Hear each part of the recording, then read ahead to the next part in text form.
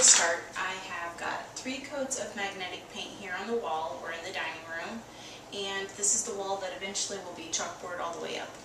Over here I just want to show you that I do have a fan in the window. The first night I did not do this, and it basically smells like you are living in a machine shop. So I would highly advise you open up a window, put a fan in it. I've got another window, so we've got a cross breeze going. So I just want to show you a couple of magnets that I'm trying. So I've got 3 coats in, and I just want to show you exactly what it will do so far. So the first thing I'm testing are my daughter's Fridge Phonics Leapfrog toy. It sits on the fridge, and she plays with it. So I'm just going to show you that when I put the magnet here on, I feel just a little bit.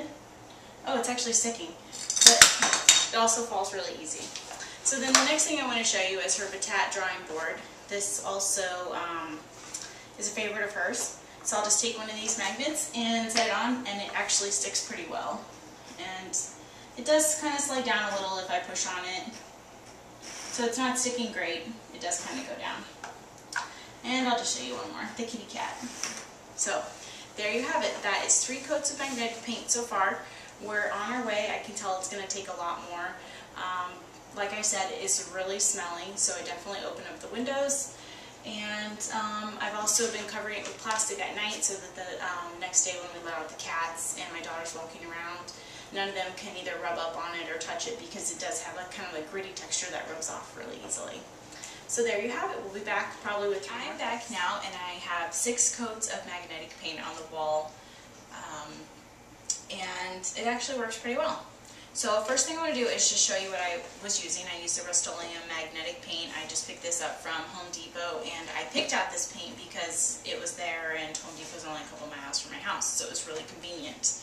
I put it on with this foam roller, and then I just use a little paint tray. It does take a while, and it does kind of go on thin at first, which is what you're supposed to do, so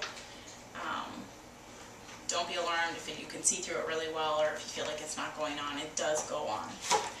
So I guess we'll just try out the magnets now. I'm not really intending on using this to hang papers. It's really just meant to, just a place for my daughter to hang or put magnets, so I don't plan on using it as, a board where we keep track of things. But I know a lot of people are interested in that, so I thought I would just try a piece of paper. I have this little magnetic clip that I picked up from a trade show. It's nothing special. And a piece of construction paper. It sticks alright. Let's see.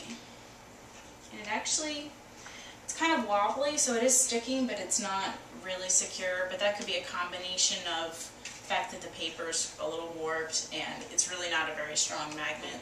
But I imagine if you use those rare earth magnets that I've heard about, it would probably work pretty well. So in addition to the paper, I have the same magnets from last time. I've got the Batat magnets from the drawing board, and these magnets go the whole piece of the plastic, so they actually work pretty well now, and they stick without any problems, and they really don't even go down unless, you actually push it, but they don't fall down on their own. The other ones I have are these letter magnets. That's from the toy that sits on the fridge. I think it's a Leapfrog. And these actually stick pretty well now. I don't know if you remember, they kind of slid down and fell off on their own, but it does still, kind of goes a little on its own, but it's good enough for me, especially because these are probably the weakest magnets that we have. So if you get anything stronger than this, you'll probably be fine.